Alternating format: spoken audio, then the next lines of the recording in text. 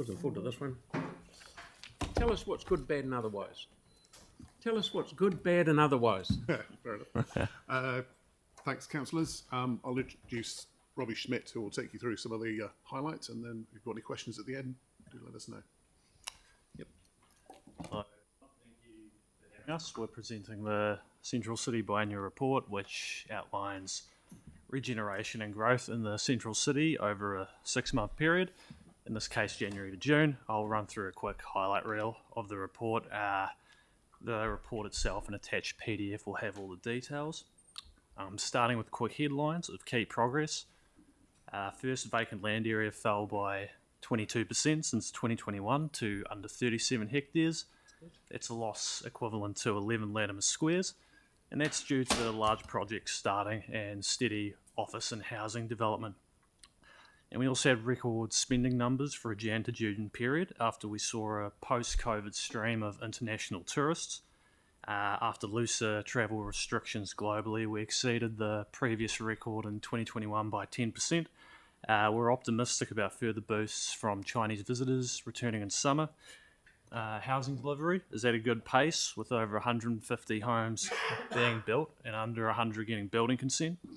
And Council also extended funding for the CCBA's security patrols for a further 2 years. And our stats that we update quarterly can be seen on the link on the slide. More detail on the vacant land, as well as the 22% fall overall. The amount of unmanaged land also fell by half. Vacant land's increasingly being managed for temporary purposes like construction support and temporary car parking. And the city vacant rating has encouraged site improvements on a lot of temporary car parks, making a nice difference to many sites in areas like Manchester Street, the South Frame and Cathedral Square. And in support of the rate, we also temporarily activate prominent vacant sites. On St Asaph Street, the new youth space with basketball court and giant spray cans was delivered in February, with an opening event in March, well attended and well received, and the court and cans will remain until ECAN develop the site. And we also contributed planters and seating for a pocket park on Gloucester by Turanga and Press Lane. And through grant funding, we supported various projects by Gap Filler, Green Lab, Life in Vacant Spaces, and the CCBA. For example, Gap Filler's Yarn Bombing Festival Yarniki and the multiple projects in the Life in Vacant Spaces incubator on Cashel Street. Moving on to barrier sites, we've seen key progress. Consents are being sought for a new use on the old Harley Chambers site on Cambridge Terrace and by 92 Litchfield Street. The containers were removed, allowing for street upgrades while repairs continue. There are also plans for the former Noah's/Ridges Hotel on Oxford Terrace to be reinstated after the car park building on site is demolished.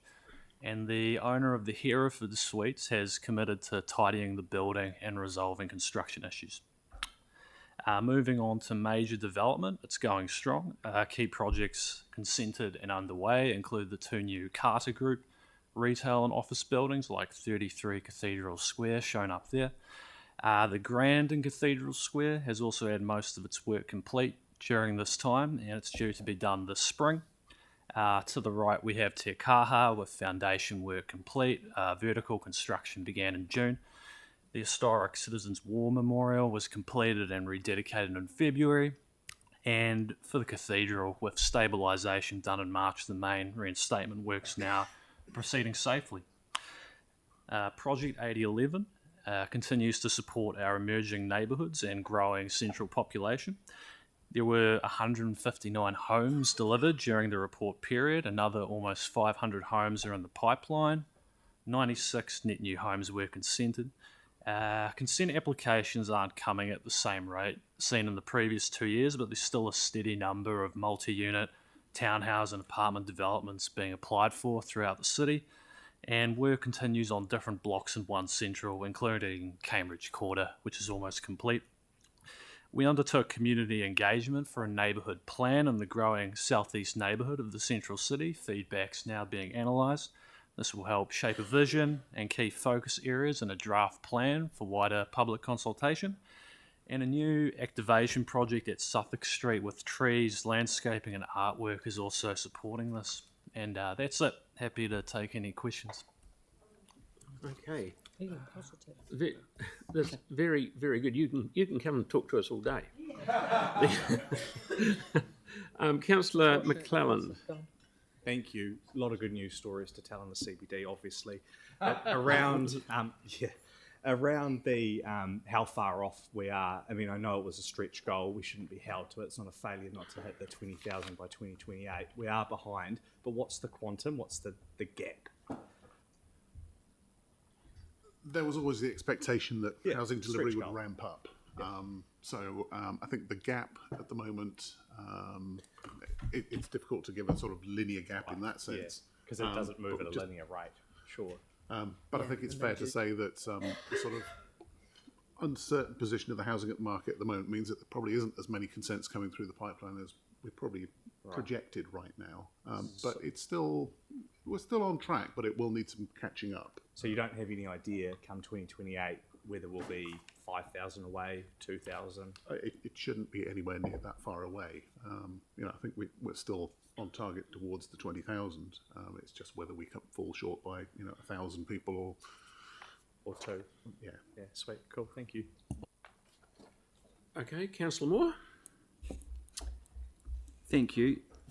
492 homes in the pipeline. Are you able to tell me roughly how many of them are sort of that 3 stories or less, percentage-wise, like very, very rough numbers?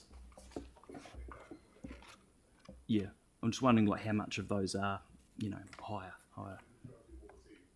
is townhouses Yeah, and sort of 3, sometimes 4-story. Yeah. But we can get some data around that. Nice one, thank you. Okay, good as gold. So, thank you very much. No more questions. I will ask for the mover, who is probably James, Councillor Goff, and Councillor Moore, a seconder. Is that right? Any debate? No debate. I'll put the motion. All those in favour? Against? Thank you. Carried. Brilliant. Okay, so we're getting right down to the last couple of things. So, Do